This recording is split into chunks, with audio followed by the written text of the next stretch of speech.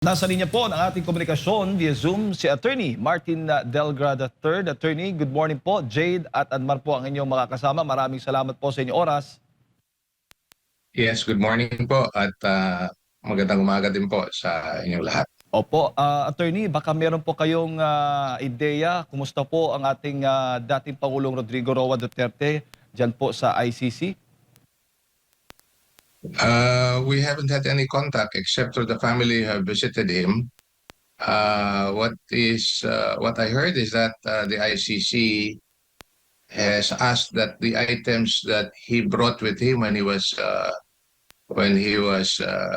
renditioned to The Hague on March 11, 2025. The ICC prosecutors would like to have it seized, and I think the ICC have granted the request. May legal na basehan ho ba yan, Attorney, yung pagsusuri doon sa mga personal na gamit? Wala ho bang nilalabag po yan? I don't see any legal basis. I'd like to put that in context if you would allow me. Yes, ma. Sir. Kasi nandun po ako noong March 11, 2025, nung inaresto at kidnap yung dating Pangulo. Uh, uh, if you recall, talagang mabilisan na situation was very fluid, especially at the time in the evening when he was already being brought to the bus. So hindi namin alam kung anong gagawin namin, hindi nga namin alam kung anong dadalhin niya. So wala talaga siyang, ang sinasabi pa nga sa balita na the ICC would seize the money would seize the money that was with him at the time. That's baloney. That's actually false because wala po siyang talang pera. If you would recall, yung dating Executive Secretary Bingbong Villaldea who accompanied him to The Hague, while on the plane, yung dating Pangulo pa nga nagtanong kay E.S. Bingbong kung may pera siya at nagtanong si E.S. Bingbong kung bakit. Sabi niya, bilhin natin ng damit yung mga pulis kasi pagdating sa Netherlands, sobrang lamig doon. So siya na mismo nagsasabi na wala siyang pera. So why is there such a news na money is being seized from him at the time when he was brought in there? Pangalawa, when the plane landed at The Hague on March 12, 2025, pumasok pa yung representative ng ICC sa aeroplano and conducted a what you call a checklist, no? As regards kung sino nandun sa loob, kung sino si dating Pangulo, ano yung initial kalagayan niya, no? And he was brought out. If I may, perhaps the authorities can confirm this. He was brought out on a stretcher kasi sobrang haba ng biyahe na pagod yung dating Pangulo. So yung mga ganong klaseng balita po, nakakabahala kasi wala pong basihan. Opo. At hinala nga daw ng prosekusyon na yung mga susi daw, Attorney, ay maaring magbigay daan doon sa mga taguan ng mahalagang dokumento bukod doon sa issue ng pera o mga ari-arian na may kinalaman daw sa kaso ng dating Pangulong Duterte. Anong masasabi po ninyo? Are we referring to susi, yung case? Yes po. Yung Case sa bahay? Ay, naku, kalokohan po yan.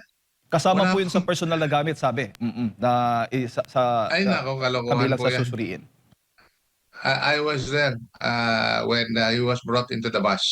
At hindi namin alam kung hindi nga namin alam anong damit ang dadalhin niya para lang may maisuot siya sa eroplano at pagdating sa Hague.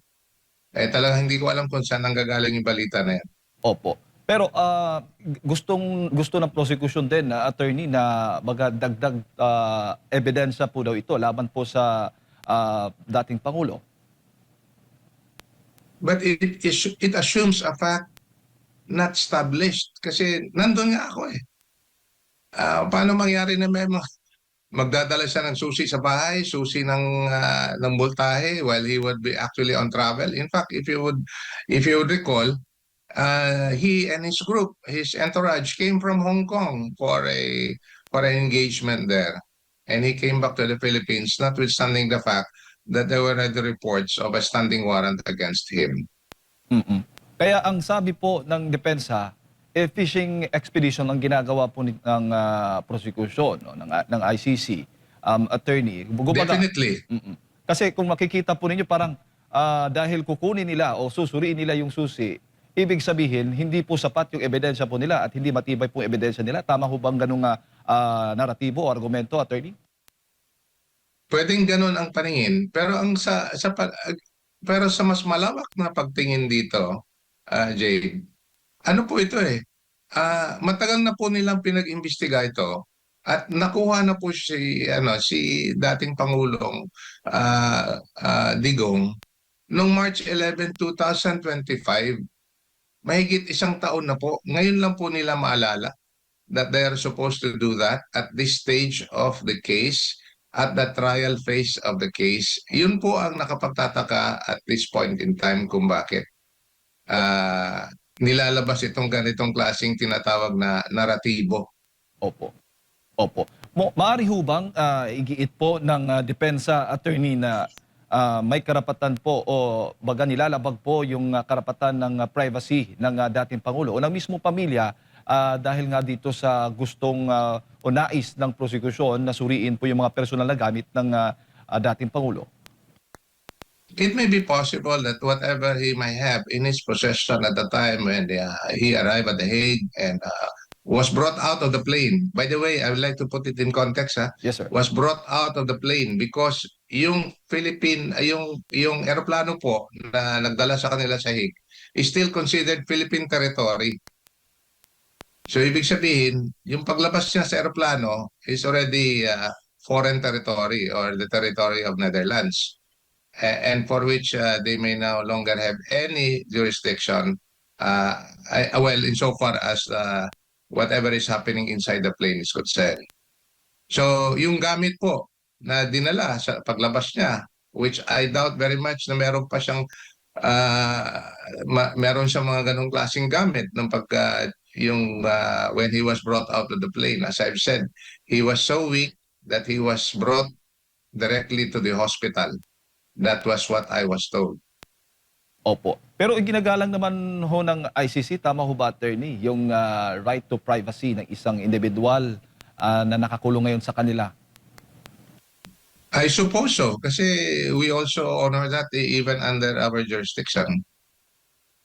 Opo, kasi alam mo naman po, iba tayo dito tapos sa kanila, baka may iba din po silang mga rules na maaring malabag po yung karapatan ng isang individual na nakakulong tulad nga po sa kaso ni PRRD.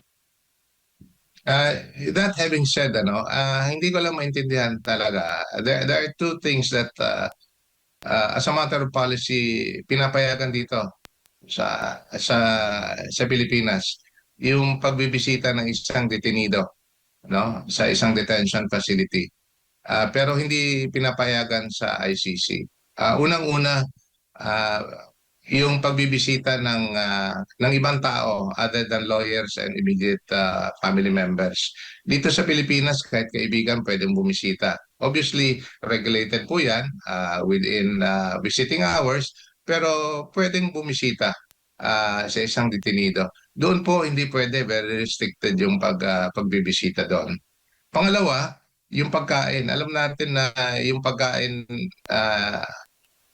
yung pagkaing Pinoy or to put it more specific, yung pagkaing Cebuano ni Mayor Digong, ang gusto niya, no? Yung mga yung munggo, paksiw, tinola, yun po yung gusto niya na na pagkain. And yet hindi siya nabibigyan ng ganong klaseng pagkain kasi iba nga yung pagkain na binibigay doon sa Netherlands. So, pero dito, sa Pilipinas, pinapayagan tayo na kung ano yung gusto ng detenido, na pwedeng magdala ng pagkain galing sa labas. Pero yun yung mga ganong klaseng restriction na that they have in the ICC, which we don't understand because pinapayagan tayo dito sa Pilipinas. Opo. Maaari ho ba itong makapagdulot ng delay doon sa pagdinig sa kaso ng dating Pangulong Duterte, attorney, itong motion ang prosecution dyan po sa ICC? Posible po kung hindi ma-resolve early insofar as the motion of the prosecution is concerned. But then again, as I've said, they have more than 1 year to prepare for the case, for trial, in that sense. So, nakapagtataka kung bakit ngayon lang nila naisip na gumawa ng motion na ganyan, na sa palagay ko, because I was there, talagang walang basihan. At the time when he was brought out to the bus, into the plane, and was flown out of the country. Opo. Doon naman po sa issue ng pag-freeze sa mga baga pinansyal, no, o sa mga salaping na kumpiska nga mula sa kay FPRD nung siya po ay maaresto, attorney. Tama ho ba 'yon? I do not get the question. Yung nag-issue ho kasi ng itong korte na kautusan na i-freeze yung mga salaping na kumpiska mula kay FPRD noong siya po ay naaresto. Two things that comes to mind. Una, as I've said, so far as I know, wala pong basihan. Kasi nga, hindi nga natin alam kung ano yung madalian po nating pina-prepare yung mga konting damit na dala niya galing sa Hong Kong para lang may dala niya papunta sa Hague, ano? Kahit pa paano man, assuming mayroong pera na kaunti, anong relevance din sa kaso na yan? Pagdating doon sa mga personal effects ng presidente. So, then again, it begs the question, ano pong relevance? Relevancy ang tawag natin dyan sa ebidensya, no, pagdating sa kaso.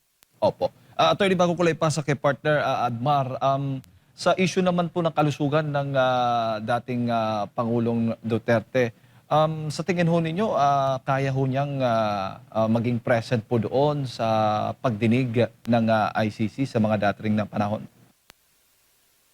I was thinking about that also, ano, given his age and his health, no. I've seen him before he was flown out of the country. He was already weak, and we know that he's already 81 years old. And but I like to believe, no, kahit na medyo mahina siya, he would like to get this through insofar as the trial is concerned, because even to this very day, he still believe two things: na walang jurisdiction yung ICC, and he continue to invoke that position na wala pong jurisdiction ang ICC over him, and if ever there is a case, it should be brought before the Philippine court. Pangalawa, he continue to invoke his innocence in all the charges brought before him. So I like to believe that he will continue to, notwithstanding his physical well-being, he will see this through. Opo, attorney, magandang umaga, may buntag si Admar po. Sa regular ba na korte, pwede pa ba maglatag sa kasalukuyan ng mga ebidensya na ang haba-haba na ng kanilang panahon at yung mga akusasyon nila way before pa at meron pang mga ganito? Pwede pa bang maglatag sila ng bagong ebidensya? Yan ang hindi ko masagot ng direktsahan na Edman, ano, patungkol sa ICC procedure. Kasi dito sa Pilipinas po, after arraignment, meron po tinatawag na pre-trial kung saan yung mga both parties, the prosecution and the defense, ilalatag na nila yung mga ebidensya nila.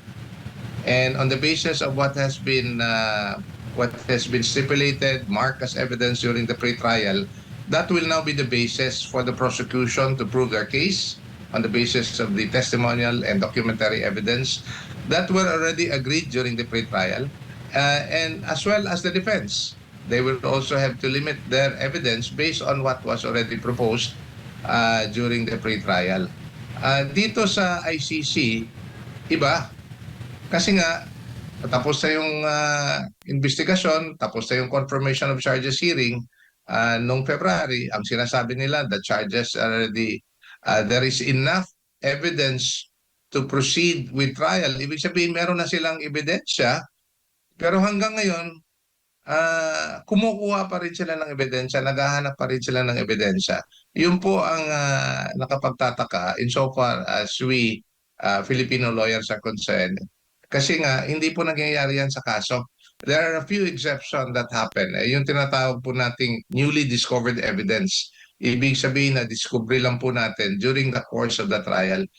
And for that matter, the court may, in his discretion, allow. Pero iba po yung sinasabi nila rito eh. Yung mga ebidensya na kinukuha pa o dinadagdag pa doon sa nakuha na nakalap na nilang ebidensya. It's more of the same. So ibig sabihin that should have already been brought out much earlier than before the pre-trial. Before the trial would have begun. Opo, at marami din pong mga nakapansin nga, no? Lalo na doon sa mga recent na mga paglalagda ni former President Rodrigo Duterte na tila nahihirapan na siya sa pagsusulat, attorney, at sa comment section maraming mga nagpahayag po ng pag-alala, no? Ng mga supporters sa dating Pangulo. Ano po masasabi niyo po rito? I subscribe to that observation. I like to say this. Even before, when he was already uh, bumaba na sa pwesto, ano, at since I've been dealing with him in some legal matters, in one pleading, wala pa ito, hindi pa pumutok itong mga bangayan between the Marcos and the Duterte. I went to his house and I asked him to sign a pleading that he was supposed to sign. When he signed the pleading, he was already slow in signing. He was very careful in making his signature. That was about 2 years ago. So I would not be surprised na sa ngayon talagang mahina na yung pagsusulat ng dating Pangulo. And that is an indication of the state of health and mental well-being that he has at this moment. So I'd like to, for those who are listening right now, I'd like to ask for your continued prayer and support para patuloy na malakas yung kalooban ng presidente, malakas yung pangangatawan niya, no? That he would be able to see this through because he really wants this trial to be done, and that hopefully in God's own time he would be proven innocent. Opo, kamakailan lang ay nagbabala ang ICC court, no, yung presiding judge ukol nga po dito sa pagkokomento ng mga partido, no, both ng nagpo-prosecute at depensa, mga media comments po, no. At pwede ba silang maglabas din ng gag order dito, attorney? Kasi marami din tayong mga naririnig sa kampo ng isa, pati yung mga sumusuporta doon sa mga nag-accuse dito sa dating Pangulo na hindi mo naman maiwasan, magre-reply din yung isa kasi tatanungin din sila, attorney. Yes, actually in the world of social media, and I'm new to this, no? Sometimes I'm even fascinated by how people react publicly and how people react to the reactions of other people. And it's very dangerous, not only fascinating. Merong tinatawag na meme, merong mga tinatawag na mga social post na fake naman. I like to say that, no? At meron namang totoo pero exaggerated. Ibig sabihin, they try to exaggerate something that has been reported to be factual. So, yun po ang iniiwasan ng korte ng ICC as regards that. But I suppose yung gag order would be addressed to the parties and to the counsels, no, sa kaso. Kasi hindi nila mapigilan. The world of social media, I don't think they would be able to prevent that. It's all around the world, people are reacting to this case. So even if they wanted to, and this is just my 2 cents worth of opinion, even if they wanted to gag people who have been commenting negatively or positively on the case, they would not be able to implement or execute whatever gag order they may have.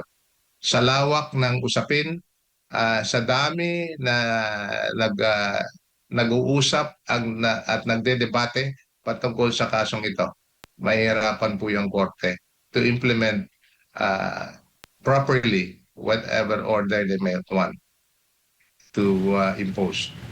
Opo, sa tingin niyo po may epekto po ba yung pagkakasangkot ng isang dating, yung prosecutor mismo ng ICC dito sa kaso po ni former President Rodrigo Duterte na sasangkot ngayon sa kontrobersya at ngayon nga ay kamakailan lang ay sinuspindi din siya. Nakikita niyo po bang may pwedeng mapagkunan doon ng hugot ang lalo na sa depensa? Baka nagawa lang ng prosecutor yon para may mga pagtakpan, attorney? I don't want to speculate, ano? What I can probably say is that kung ginigiit ni Prosecutor Kang na walang basihan yung alegasyon na yan and he want to be treated fairly, I suppose that appeal should apply to the former president as well. Because what we've been saying is that he has not been treated fairly insofar as his case before the ICC is concerned. So, you know, if there is one rule that should be applied, it should be applied to all. Huli na lamang po, attorney, buhay pa ba ang petisyon ninyo sa Korte Suprema at maaari pa rin ba itong makatulong para po dito kay former President Rodrigo Duterte sa ICC?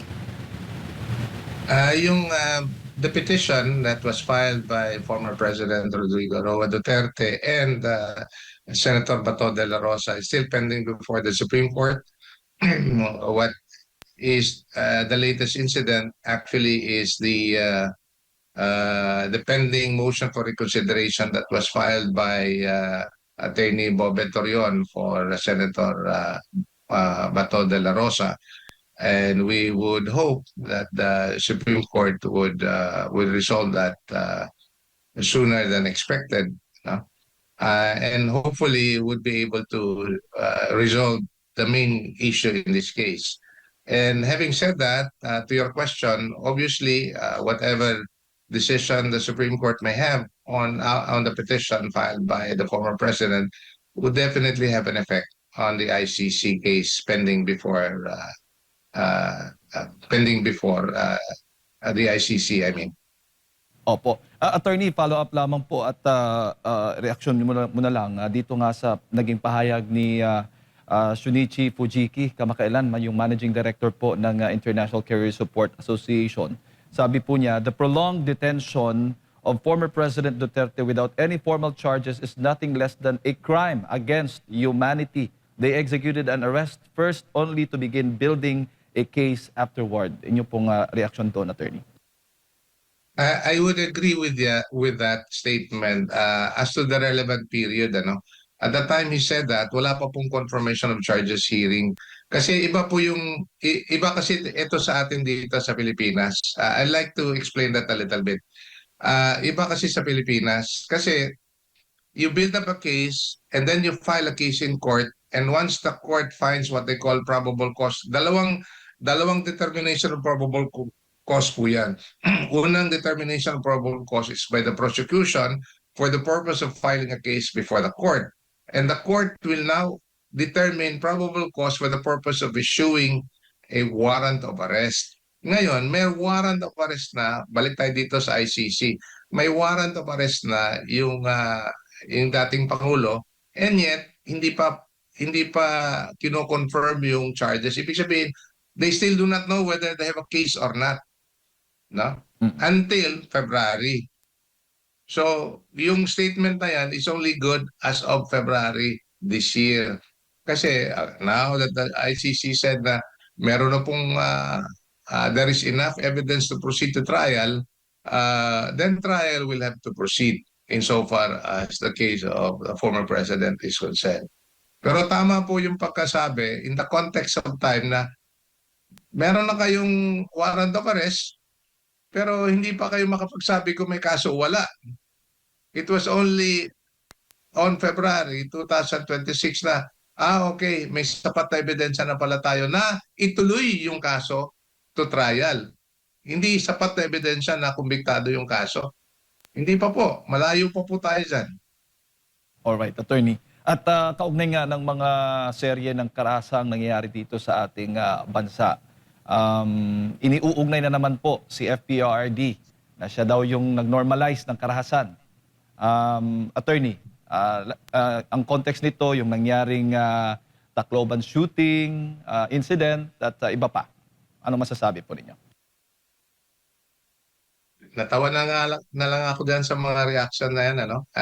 And I cannot even imagine that it's coming from the official statement of government. Ganito na lang masasabi ko, baka yung lindol sa Davao Occidental, iuugnay din nila kay former President Rodrigo Roa Duterte. Yun na lang siguro ang pwede kong masabi. Kasi wala nang talagang wala nang kabuluhan yung reaction na yan eh.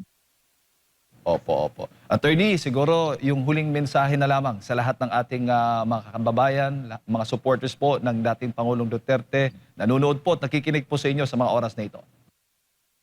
Thank you very much. Let's be keen on news coming from the ICC. Let's continue to monitor so that we'll be able to know exactly how the case is going right now, and especially the well-being of the former president.